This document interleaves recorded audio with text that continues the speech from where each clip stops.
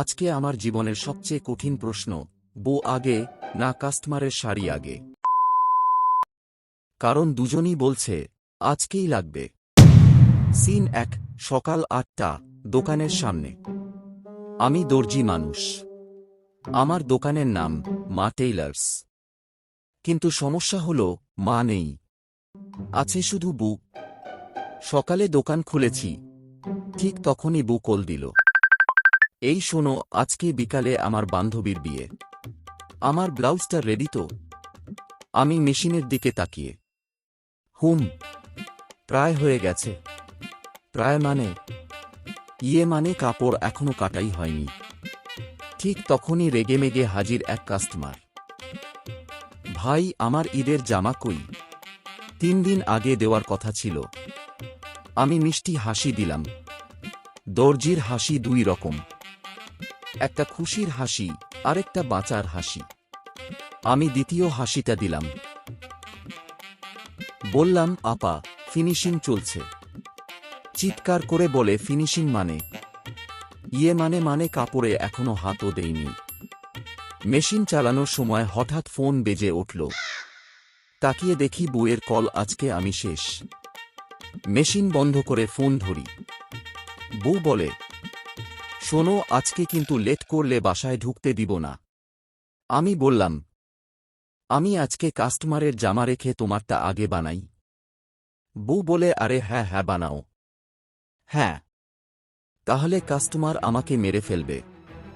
আমার বউ বলে, আমারটা না বানালে আমি আজকে তোমায় মেরে ফেলব। আমি বুঝলাম, আজকে কেউ না কেউ মারবেই। সিন ৪, পরিকল্পনা। আমি সিদ্ধান্ত নিলাম, ২ দিক সামলাই। একদিকে আপার জামা, আরেকদিকে বউয়ের ব্লাউজ। সমস্যা হলো, দুটার কাপড় একই রঙের লাল। হঠাৎ মাথায় আইডিয়া এলো, ভুল হলে বলবো ডিজাইন ইচ্ছাকৃত। সিন ৫, গন্ডগোল। বিকাল ৩টা, ঘাম ঝরছে। হঠাৎ দেখি বউয়ের ব্লাউজে কাস্টমারের নকশা লাগানো, আর কাস্টমারের জামায় বউয়ের মাপ। মানে একজনের বুক ছোট, আরেকজনের রাগ বড়। Scene ৬, climax. প্রথমে এলো কাস্টমার। জামা পরে আয়নার সামনে দাঁড়ালেন। একটু টাইট। আমি বললাম, আপা, ফিটিং ইজ ফ্যাশন। আপা ঘুরে বললেন, ভাই, নিঃশ্বাস নিতে পারছি না। ঠিক তখনই বউ ঢুকল দোকানে। বউ ব্লাউজ হাতে নিয়ে বলল, এটা কি? এত ঢিলা কেন? আমি দুইজনের দিকে তাকালাম। দুজনই লাল, একজন জামায়, আরেকজন রাগে। Scene ৭, twist. আমি হঠাৎ বললাম, দেখেন, আল্লাহ যা করেন ভালোর জন্য করেন।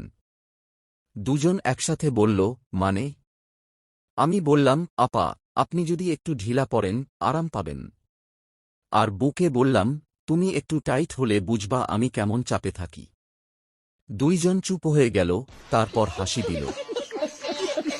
শেষ দৃশ্য। আপা বললেন, ভাই, আপনি ভালো মানুষ, কিন্তু কাজ একটু টাইম মতো করেন। বউ বলল, চলো, আজকে মাফ করলাম, তবে রাতে বাসায় এসে আমারটা ঠিক করবে। আমি মেশিনের দিকে তাকিয়ে বললাম, এই মেশিনটাই আমার আসল বউ। বউ, কি বললা?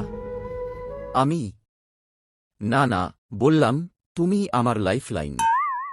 শেষ লাইন। দর্জির জীবন সোজা না।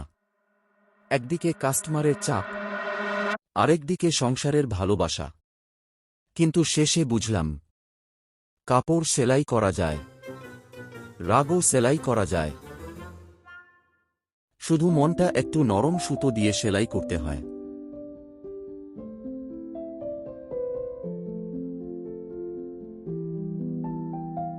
তাহলে নতুন সব ভিডিও পাবেন। লাইক, কমেন্ট, শেয়ার করতে ভুলবে না কিন্তু।